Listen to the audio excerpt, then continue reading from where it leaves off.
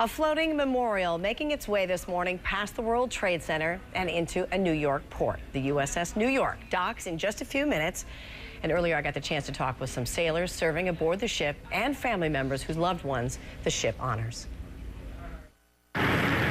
She's more than 25,000 tons, as long as 2 football fields, and will eventually carry hundreds of U.S. sailors and Marines into battle across the globe.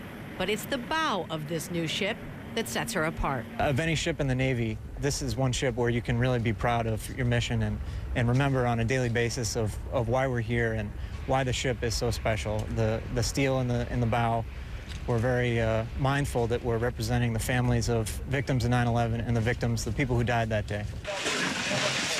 Beam by beam, they sifted through this pile of wreckage and twisted metal, the devastated debris from the towering World Trade Center, to salvage 7.5 tons of workable steel.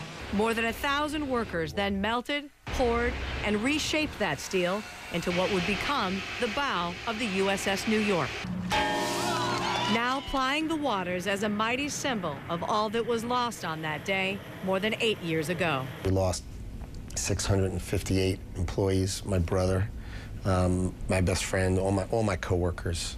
Howard Lutnick, CEO of Cantor Fitzgerald, is adamant the memories of those he lost never be forgotten, and their survivors always be protected.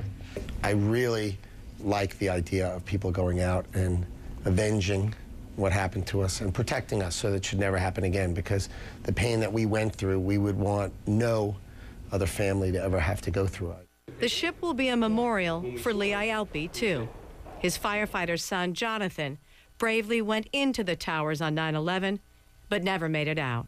What better way for our young men and women that are going to be on the USS New York to feel that spirit of our country than to have this ship have that steel in the bow and represent not the bad, the good of our country. The USS New York, just minutes away from docking. We'll tell you about this Navy assault ship and its mission of remembrance for the September 11th attacks throughout the morning, right here on CNN.